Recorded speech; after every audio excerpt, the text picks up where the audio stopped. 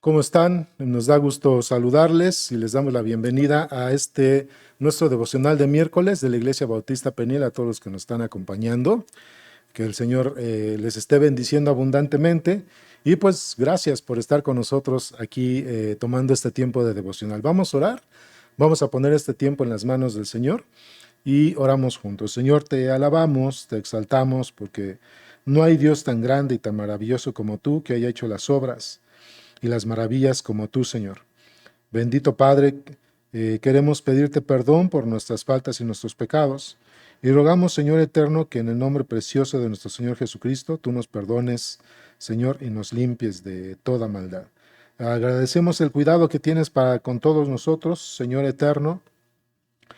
Queremos, Señor, pues no hay palabras tal vez, Señor, para expresar todo lo que estamos agradecidos contigo, Señor, por todo lo que haces y todo lo que nos das y sobre todo todo lo que has derramado en nosotros por medio de tu Espíritu y nuestro Señor Jesucristo. Queremos poner en tus manos este tiempo de devocional, Padre Eterno, pidiendo que, pues guiados por tu Espíritu y tu palabra, Señor, podamos nosotros comprender lo que vamos a compartir en este momento, más sabiendo, como dice tu palabra, que inminentemente en algún momento en tú regresas, Señor, a este mundo a hacer juicio e instalar tu reino y el cómo nosotros debemos estar preparados ante tal situación, Señor, que habla, Padre Celestial, de que tú eres un Dios santo y verdadero y que cumple su palabra, Padre. Pues ponemos ese tiempo en tus manos y alabado seas en Cristo Jesús. Amén. Pues, ¿cuántas veces hemos platicado con algunas personas y les hablamos sobre las situaciones que están sucediendo en este mundo? Y, y cuando hablamos de lo que está sucediendo en cuanto a guerras, enfermedades, pandemias, muchas cosas que van sucediendo en este mundo, mucha gente enojada nos dice, ¿y dónde está Dios? ¿Dónde está tu Dios? Y si tú proclamas a ese Dios que dice que va a regresar y que va a hacer algo esplendoroso de este mundo, ¿dónde está tu Dios? Eh, Según ustedes proclaman que Él va a estar con ustedes y que no los va a dejar solos y que Él va a regresar para instaurar su reino y todo esto, pero ¿dónde está tu Dios? Llevan 2000 años diciendo esto y no sucede nada. Bueno, en cierta manera tienen razón, llevamos más o menos 2000 años de cristiandad, hermanos, pero no ha regresado el Señor. Pero eso no quiere decir que Él no va a regresar, eso tampoco quiere decir que Él no va a cumplir su promesa, hermanos, sino al contrario.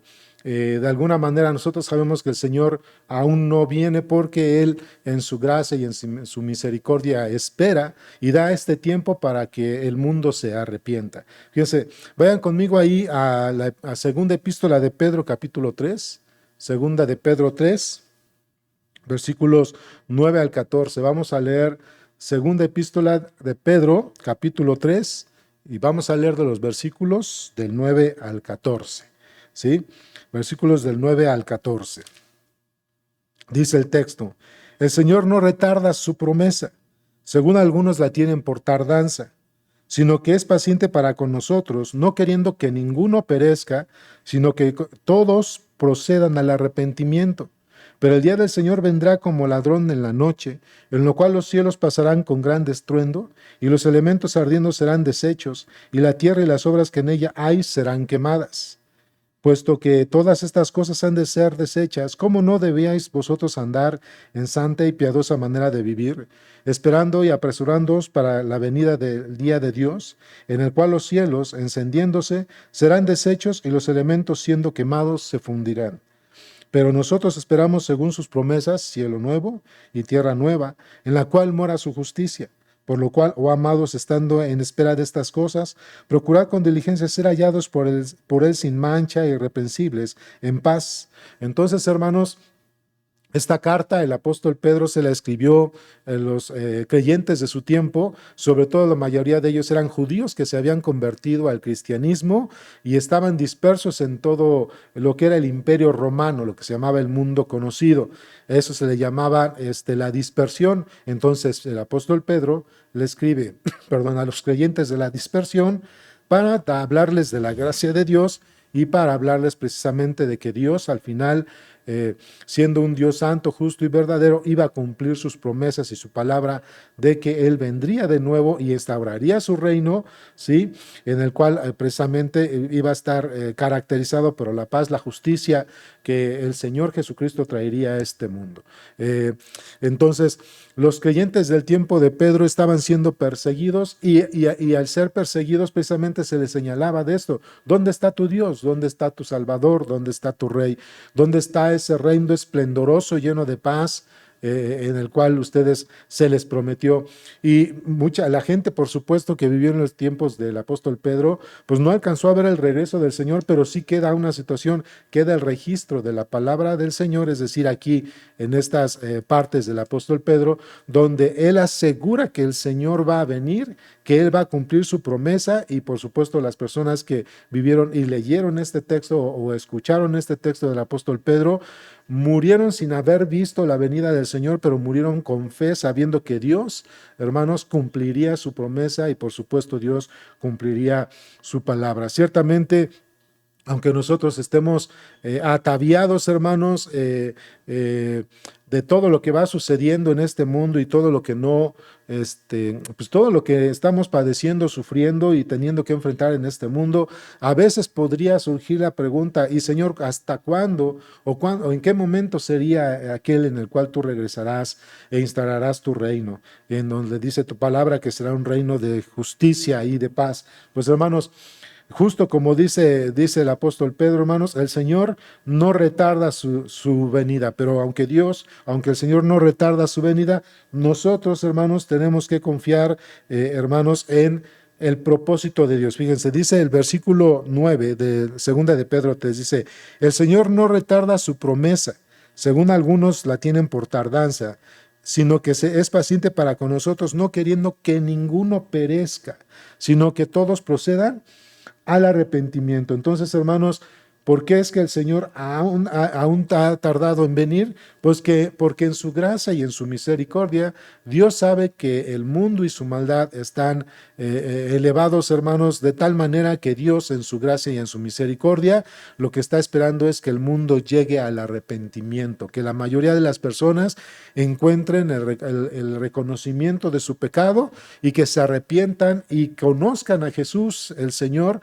como su único y suficiente Salvador, que es el único medio que Dios ha dado para reconciliarse con Él. Entonces, si de alguna manera tú te has preguntado o alguien te pregunta y te señala por qué es que ese Dios o ese Salvador o Redentor en el cual tú crees no ha venido, es precisamente porque Dios en su gracia y en su misericordia desea, Él quiere que el mundo encuentre arrepentimiento, pero eso no quiere decir, hermanos, que Dios no vaya a cumplir su palabra.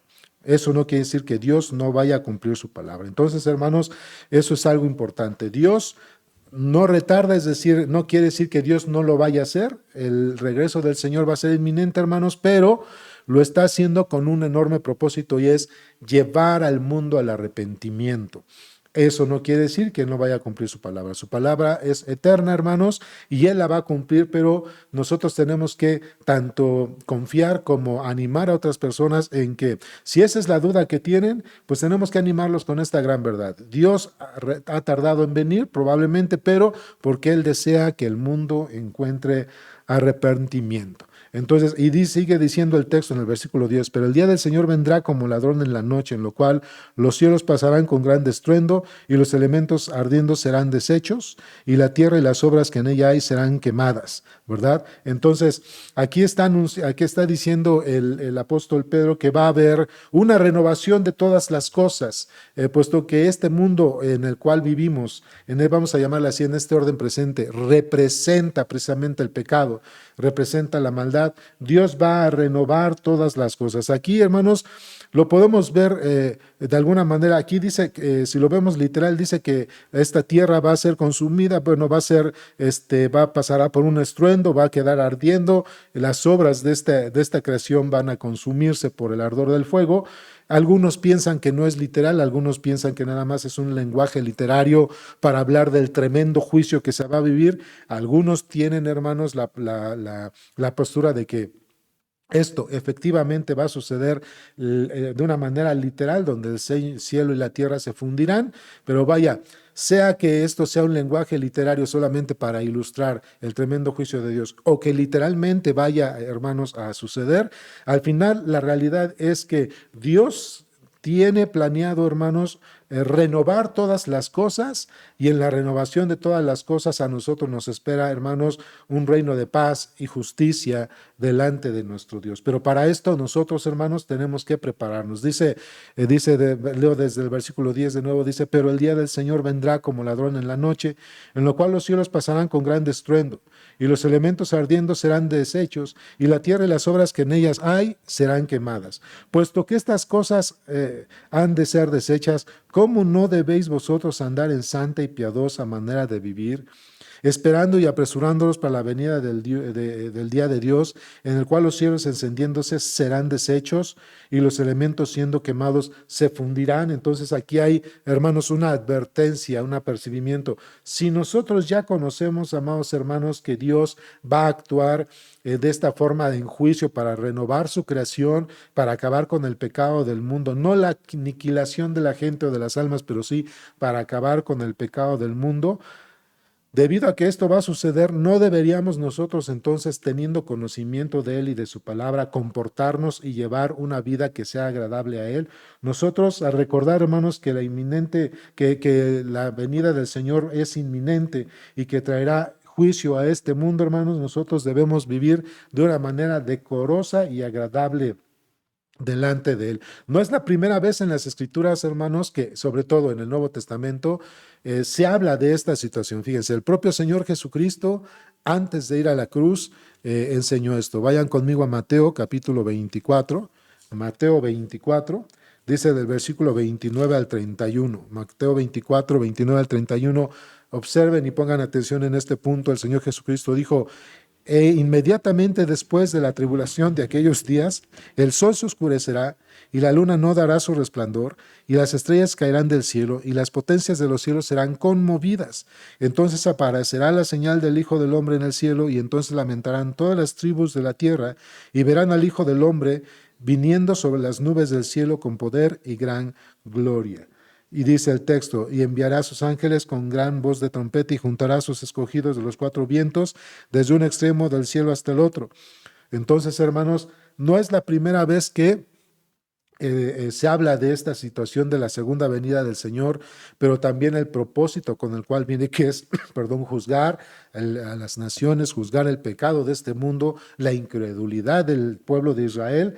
Y como nosotros sabemos que esto fue dicho también por el Verbo encarnado, que es el Señor Jesucristo, nosotros entonces, hermanos, tenemos que saber que esto es una palabra que Dios dio, es una promesa que va a realizar, y tenemos que confiar en que lo va a hacer. Mientras tanto, nosotros, como dice el apóstol, perdón, Pedro, sabiendo que esto va a ser así, hermanos, nosotros entonces deberíamos vivir de una manera decorosa, una manera, hermanos, en la cual honre a nuestro Dios, aquel que nos rescató. Otra vez dice el texto: puesto que todas estas cosas han de ser desechas, ¿cómo no debéis vosotros andar en santa y piadosa manera de vivir, esperando y apresurándoos para la venida del día de Dios, en el cual los cielos encendiéndose serán deshechos y los elementos siendo quemados se fundirán?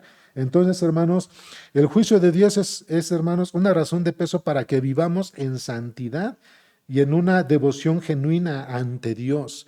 O sea, aunque nosotros esperamos promesas de Dios, y la Biblia dice que, hay, pues, por ejemplo, en 1 Tesalonicenses 1:10 dice la Biblia que Dios nos librará del día de la ira, cuando hemos puesto nuestra fe en el Señor Jesucristo.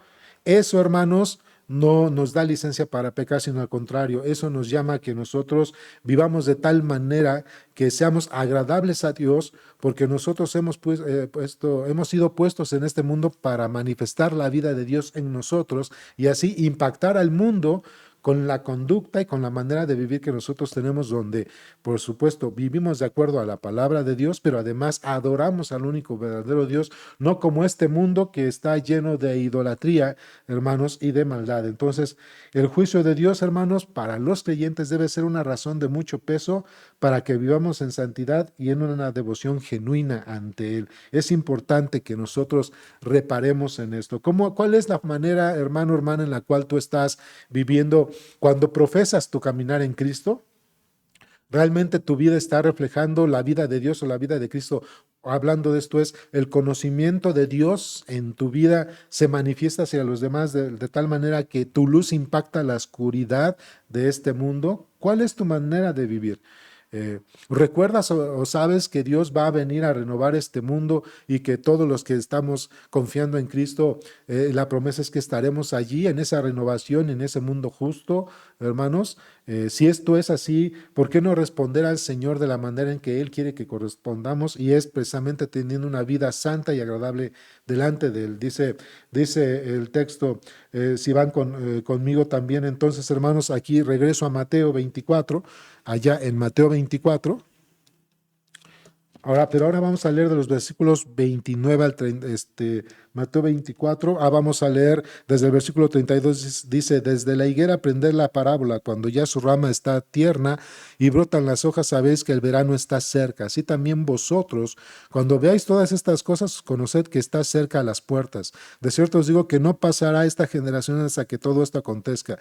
El cielo y la tierra pasarán, pero mis palabras no pasarán. Pero el día y la hora nadie sabe, ni aun los ángeles de los cielos, sino solo mi Padre. Entonces, hermanos, no sabemos cuándo va a ser ese día que el Señor regrese, no podemos ponerle fecha, pero lo que sí nos toca a nosotros, los que hemos puesto nuestra fe en Cristo como nuestro único y suficiente Salvador, es precisamente, hermanos, vivir de una manera que seamos agradables a Dios. Dice el apóstol Pedro, rezando aquí en su epístola en segunda de Pedro, que nosotros, hermanos, debemos de vivir una vida santa y piadosa. Y eso también lo escribió, hermanos, el apóstol Pablo dirigiéndose hacia la iglesia. ¿Cómo es que nosotros debemos vivir sabiendo primero, hermanos, que va a venir el Señor, pero también de otra manera sabiendo que Él nos ha rescatado por su gracia? Primero, sabiendo, hermanos, de alguna manera que el Señor va a venir, entonces podemos leer nosotros en Primera de Tesalonicenses, si van conmigo, Primera de Tesalonicenses capítulo 5. Primera de Tesalonicenses, capítulo 5, ya después de que el apóstol Pablo, hermanos, habla sobre la venida del Señor en toda la casi parte del capítulo 5, el apóstol Pablo, después de hablar de la venida del Señor, da unas instrucciones a la iglesia de cómo deben comportarse. Y comienzo a leer desde el versículo 22, 1 Tesalonicenses 5, 22, dice, absteneos de toda especie de mal y el mismo Dios de paz os santifique por completo, y todo vuestro ser, espíritu, alma y cuerpo, sea guardado irreprensible para la venida de nuestro Señor Jesucristo.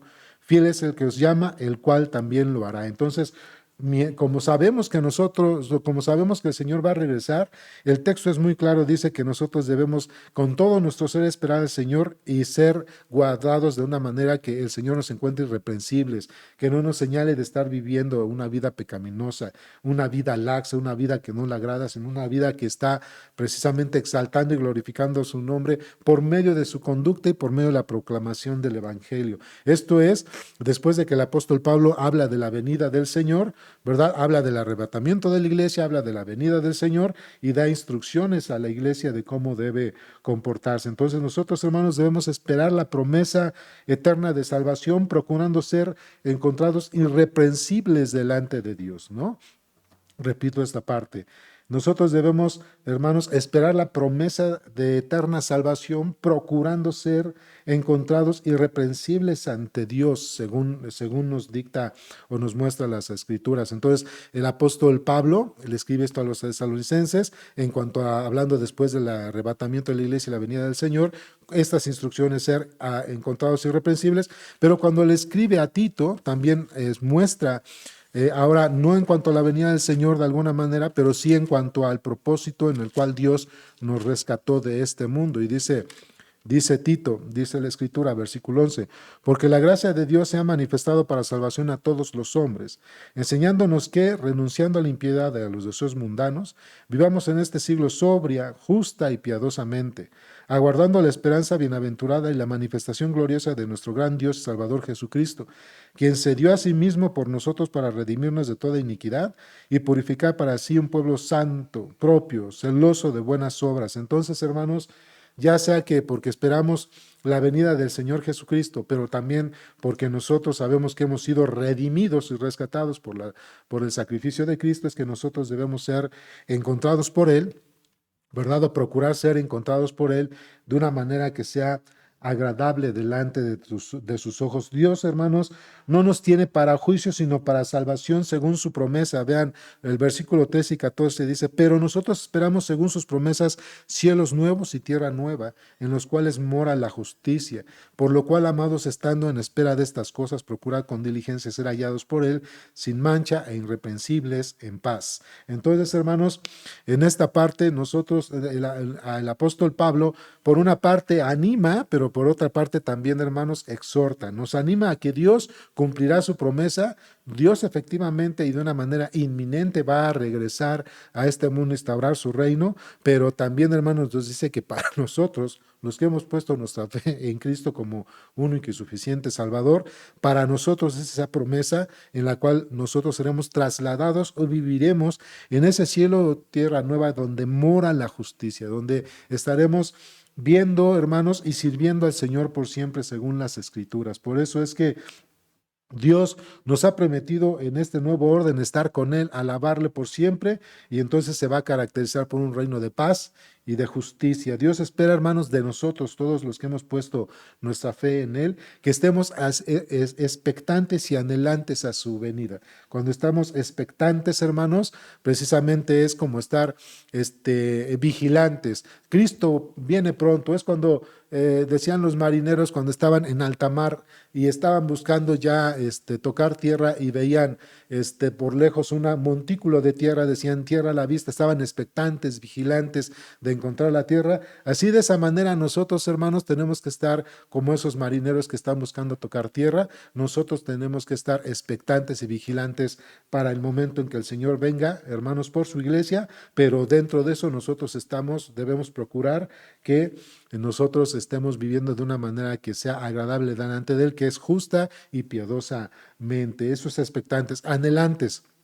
Desear, hermanos, que Cristo pronto venga ya por su iglesia y pronto venga a instaurar su reino. Entonces, tenemos que ser no solamente vigilantes, sino que también, hermanos, tenemos que anhelar, hermanos, el que Cristo venga por su iglesia. Cuando nosotros leemos estos textos, hermanos, otra vez el propósito del apóstol Pedro para los creyentes no fue amedrentar, sino animar, diciendo que Dios va a cumplir su promesa, que Él en apariencia ha tardado, pero porque Él en su gracia y en su misericordia desea que el mundo encuentre arrepentimiento, hermanos, y por supuesto nos dice que la venida del Señor va a ser en un juicio tan tremendo que el pecado y la maldad van a ser aniquilados, mas no las almas de las personas, pero sí el pecado y la maldad. Pero nosotros, sabiendo que Él va a hacer esto y al haber puesto nuestra fe en Él como único y suficiente Salvador, debemos saber que mientras la promesa para nosotros es que estaremos nosotros en ese cielo nuevo y tierra nueva, donde va a haber paz y justicia, hermanos, mientras tanto nosotros sí debemos vivir, puesto que fuimos rescatados por Cristo, debemos vivir de una manera que sea agradable a Él, santos y sin mancha delante de Él y ante este mundo que le rechaza cada día más. Entonces, hermanos, es una palabra de promesa, pero también es una palabra de exhortación en la cual, mientras para nosotros nos esperan cielos nuevos y tierra nueva, eso no quiere decir que nosotros llevemos una vida en esta tierra laxa, sino que sabiendo que Cristo viene pronto, hermanos, es inminente, no retarda su venida, nosotros debemos esperarle de tal manera que aseguremos que somos irreprensibles delante de Él y que llevamos una vida justa y piadosa delante de sus ojos. Pues bueno, hermanos, agradecemos al Señor porque nos permite compartir este tiempo y esta porción de las Escrituras con ustedes. Y pues gracias, hermanos, por acompañarnos. Vamos a terminar con una oración. Señor, gracias por este tiempo. Gracias porque en tu palabra, Señor, sigues confortando nuestros corazones, aliviando nuestros corazones, sabiendo que a pesar de todo lo que se está viviendo en este mundo, tú tienes, Señor, cielos nuevos y tierra nueva, donde según tu palabra morará la justicia y la paz.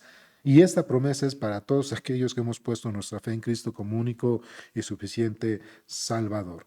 Ayúdanos, Señor, de tal manera que por tu palabra y tu espíritu seamos conscientes de que mientras esto sucede, es decir, en lo que nosotros recibimos tu promesa, nosotros, Señor, vivamos de tal manera que seamos agradables a ti ser irreprensibles delante de tus ojos, pero además, Señor, mostrar también esa vida de Dios, esa vida de Cristo en nosotros, el carácter de Cristo en nosotros, para que precisamente mucha gente te conozca por medio de nuestro testimonio y muchos, así como es tu propósito por la cual aún no has regresado, y ese propósito grande que es que la gente encuentre arrepentimiento así como nosotros lo hemos encontrado.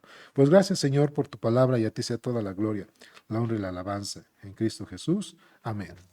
Pues hermanos, gracias por acompañarnos, familiares y amigos, que el Señor les siga bendiciendo, y pues bueno, todos los que estamos aquí en la Iglesia Bautista Peniel, nos vemos el próximo domingo a las 11 de la mañana. Hasta pronto.